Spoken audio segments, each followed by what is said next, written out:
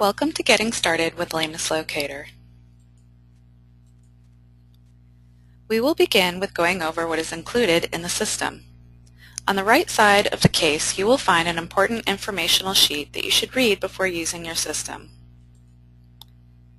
Beneath this is the tablet PC, head bumpers, and various motion computing manuals and accessories. In the lower right slots of the case, there are two sensor activating magnets on keychains used to turn the sensors on and off, and a long-range Bluetooth receiver.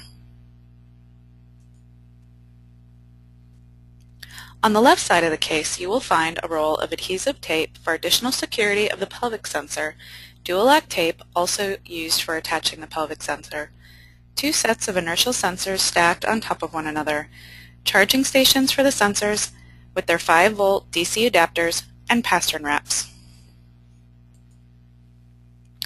The tablet PC is a touchscreen operated with a pen stylus. The stylus is stored in a bay in the upper right-hand side of the computer.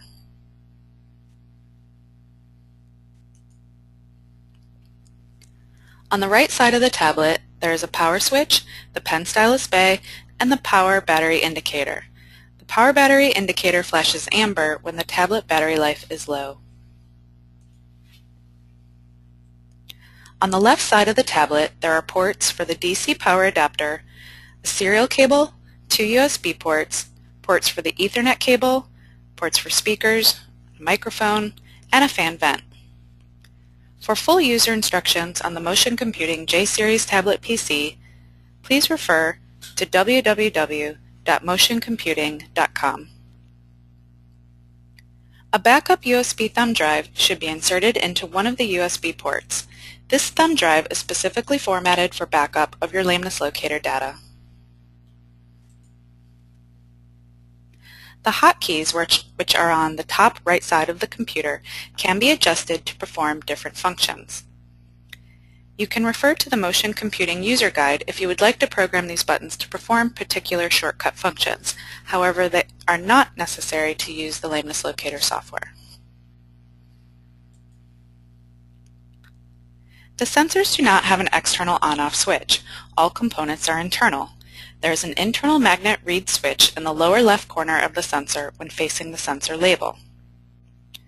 To turn the sensor on, hold the magnet near the base of the lower left corner until the green LED illuminates. Hold for 3 to 4 seconds until the light flickers rapidly.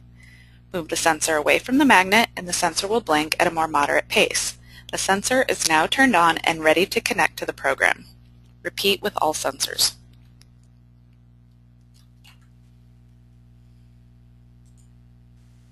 To turn the sensors off, repeat the above action, holding the magnet to the lower left base of the sensor until the LED shuts off. It is recommended to attach one of the keychain magnets to the tablet cover. Other types of magnets may be utilized to turn the magnets on and off and can be attached directly to the tablet. To charge the sensors, always use the 5-volt DC adapter that comes with the charging station.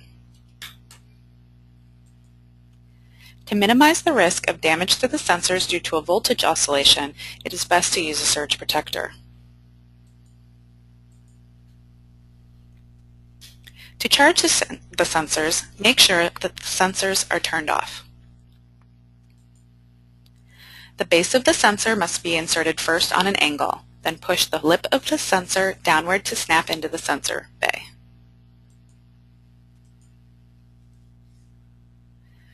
When the sensors are inserted into the charging bays, a red LED will illuminate, indicating that the sensors are charging. When the sensors are fully charged, the LEDs will turn off. To remove the sensors from the charging station bays, simply lift up on the lip of the sensor.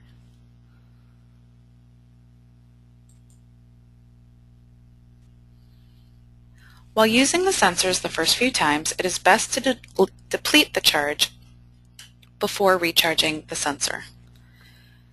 When you connect the sensors to the tablet PC with the Lameness Locator software, you will see on the screen 3 small bars indicating the voltage of each sensor with both a number and a color.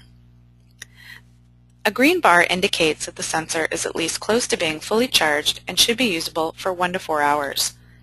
A yellow bar indicates that the sensor's charge is intermediary and the sensor should be usable for at least 30 to 60 minutes. A red bar indicates that the sensor's charge is very low and the sensor may only be usable for a few minutes before automatically turning off. You may be able to perform 1 or 2 trials, however it is best to recharge once you notice that your sensors are in the red.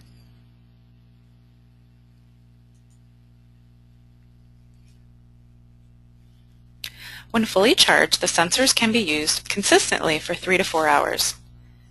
When not connected to the lameness locator software, the sensors will shut off automatically in 5 to 30 minutes depending upon the current amount of charge in order to preserve battery.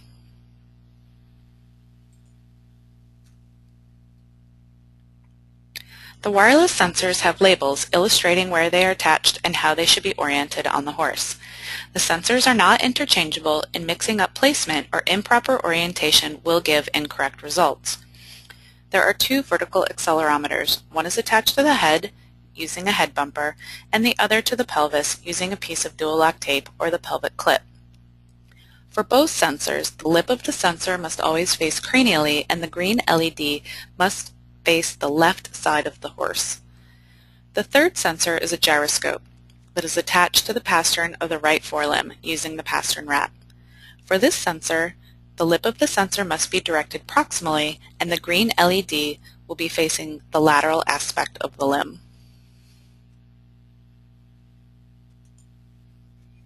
Before instrumenting the horse, turn all sensors on. The head bumper is not very different than head bumpers commonly used in trailering horses, but it is thinner with a piece of dual-lock tape right at the center of the pole, where the head sensor should be attached. The pastern wrap has a small pocket to hold the gyroscope.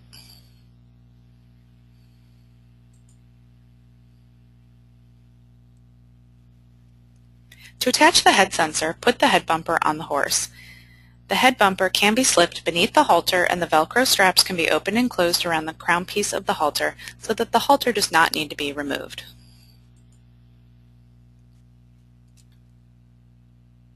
The head sensor is snapped onto the dual-lock tape that is located at the level of the pole. Be certain that the sensor locks into place to the dual-lock tape. For horses that may be fussy working around their heads, it is useful to attach the sensor to the head bumper before securing the head bumper to the horse. The green LED should be facing the left side of the horse and the lip of the sensor should be facing cranially.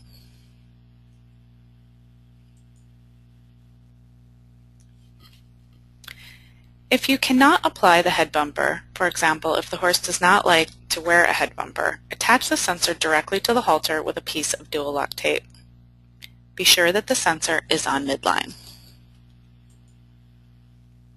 If the halter is too loose, you can use tape gathered at the noseband to make it tighter.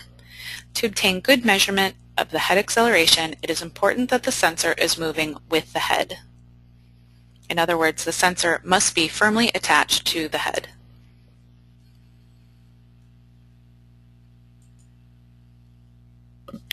To attach the pelvic sensor, first be sure that the horse is standing squarely.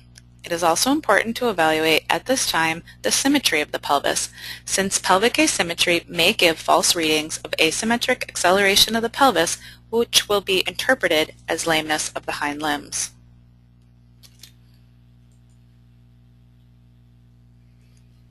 Palpate along the dorsal spinous processes of the lumbar vertebrae and sacrum to locate the dorsal midline.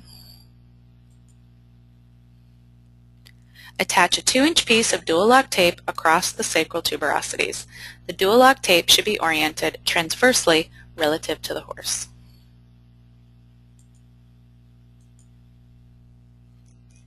Snap the sensor down into the dual-lock tape so that you hear a click.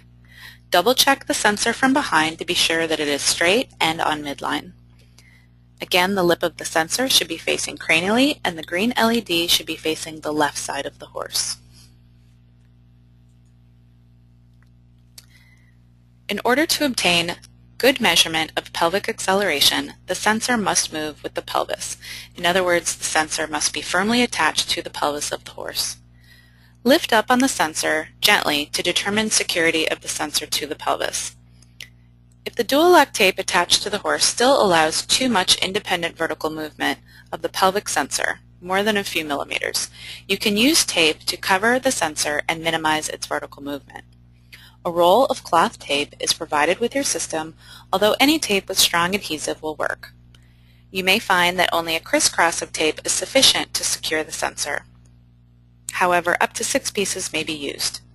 The tape only needs to make contact with the top of the sensor, not the sides.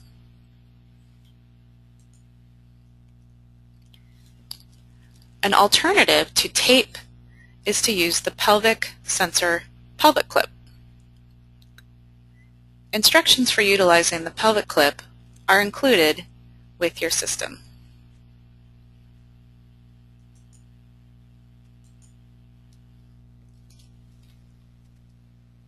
To attach the right front gyroscope to the right forelimb, start by applying the pastern wrap. The wrap should not be too loose nor too tight. The pocket for the sensor should be positioned dorsally such that the pouch sides will be pulled upwards to close around the sensor. Attach the sensor to the dual-lock tape inside the pocket. The lip of the sensor should be facing proximally, and the green LED should be on the lateral aspect of the limb. Close the pocket up around the sensor. The sensor must be on the dorsal midline of the pastern. Rotation too far off of midline, more than 45 degrees, will cause mistakes in the analysis. In some horses, the pastern wrap may rotate, particularly while lunging. To prevent the pastern wrap from rotating, you can place a layer of elastic adhesive tape, such as Elasticon, covering the top of the pastern wrap and a couple of inches of skin just proximal to the wrap.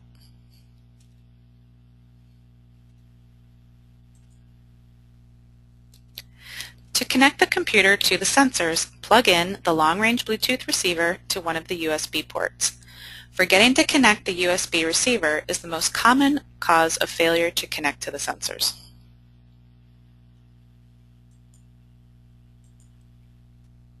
You are now ready to begin data collection. Please refer to the next training module.